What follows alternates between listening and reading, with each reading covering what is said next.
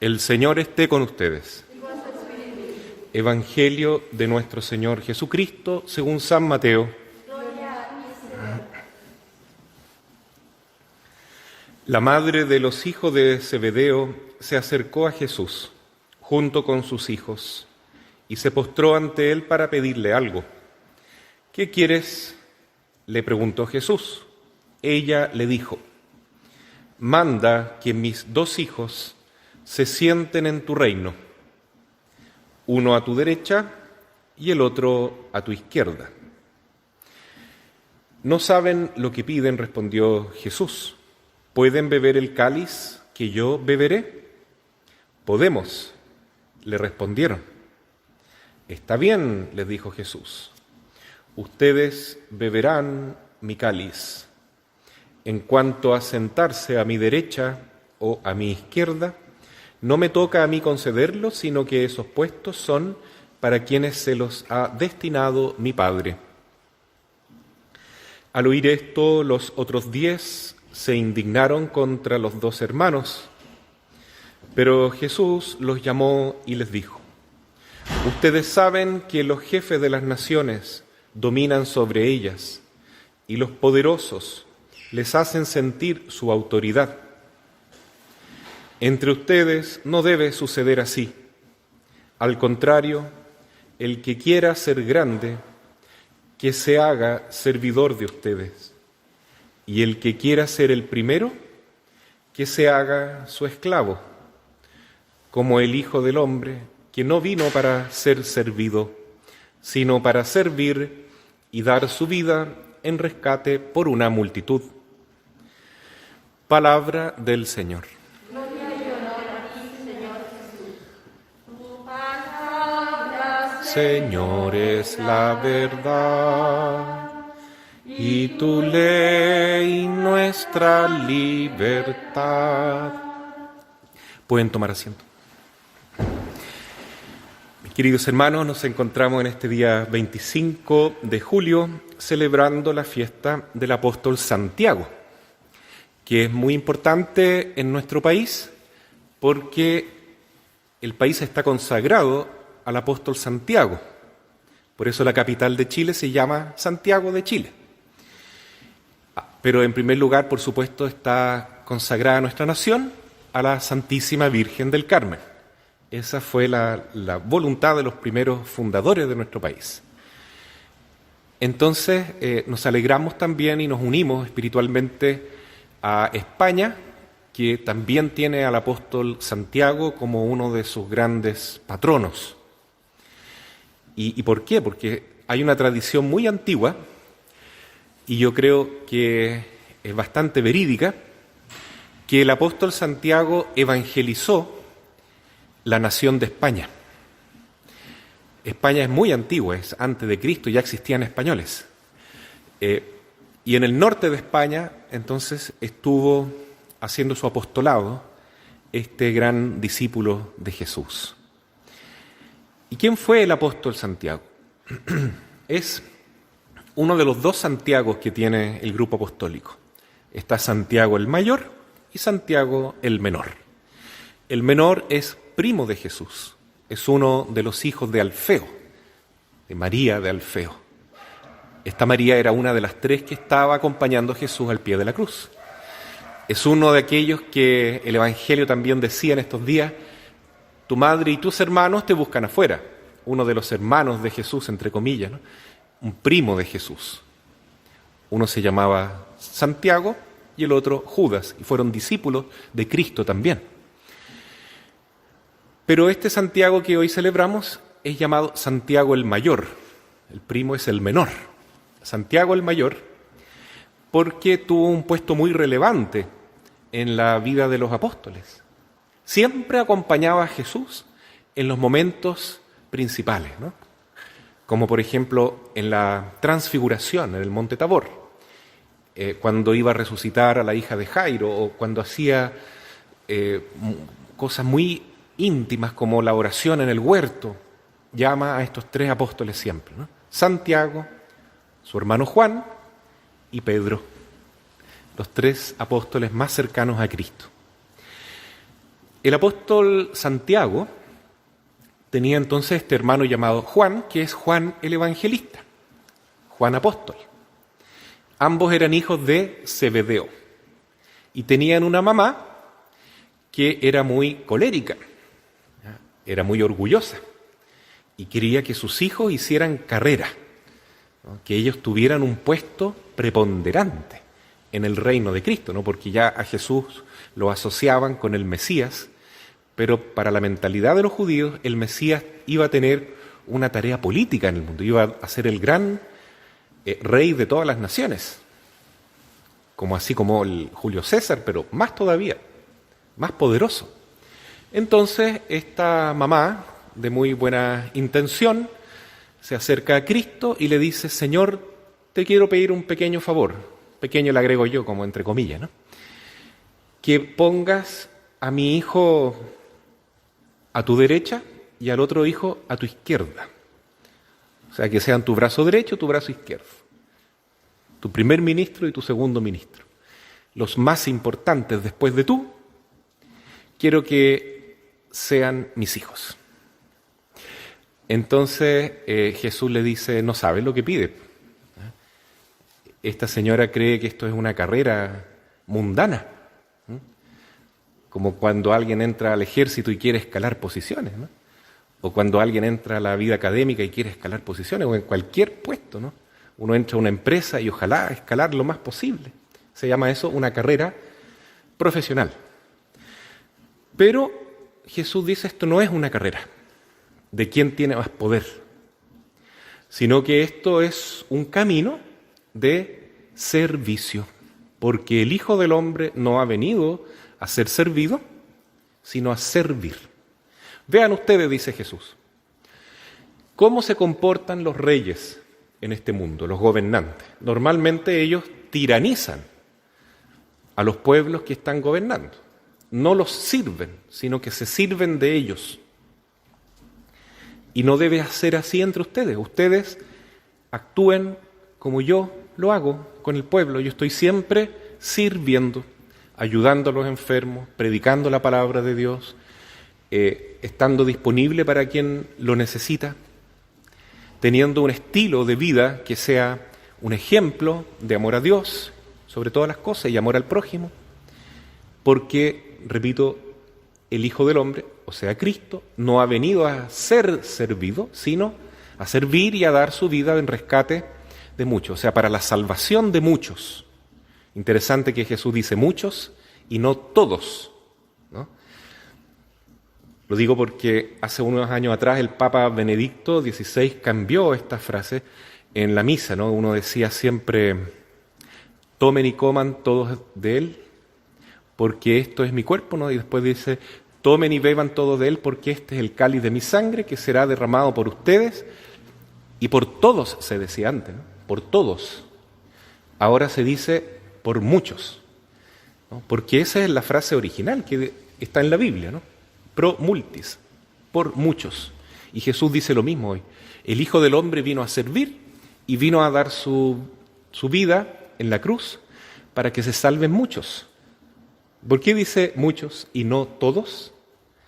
Porque a Jesús le gustaría que todos se salven, pero, como decía San Agustín, Dios, que te creó sin tu ayuda, no puede salvarte sin tu ayuda. Él necesita que nosotros le digamos sí a Jesús. Acepto tu salvación, acepto, Señor, este amor infinito que me das y estoy dispuesto a seguir tus pasos. No todos están dispuestos. Por eso Jesús le pregunta a los discípulos, Santiago y Juan, que querían ser los primeros: ¿ustedes pueden beber el cáliz que yo voy a beber? Los judíos sabían muy bien que el cáliz era una pasión dolorosa, era pasar por una prueba muy grande, ¿no? Por ejemplo, como el profeta Job, que pasó una prueba dificilísima, una depresión terrible. Y ellos dijeron rápidamente: podemos, sin pensar las consecuencias, sin medir si eran capaces o no realmente, ¿no? Ellos lo único que querían era llegar al puesto, estaban apasionados por ser los más importantes. Jesús se da cuenta de eso Y por eso les da este discurso, ¿no? En otro momento, en otro evangelio, muy parecido a este, toma un niño pequeño y dice, no sean así, no sean orgullosos, no busquen dominar a los demás. Háganse pequeños, el que sea como un niño como este, humilde, obediente a sus padres, inocente, de intenciones puras, transparente, así podrá entrar al reino de los cielos. Pero si ustedes entran en la mentalidad del mundo, que siempre quiere sobresalir, siempre quiere competir, siempre quiere ser más que el del lado, no entrarán en el reino de los cielos. ¿Por qué no? Porque la mentalidad de Cristo choca completamente con la mentalidad del mundo. Es como juntar el agua con el aceite. No se puede. O somos de Cristo o somos del mundo. Pero no podemos ser las dos cosas al mismo tiempo.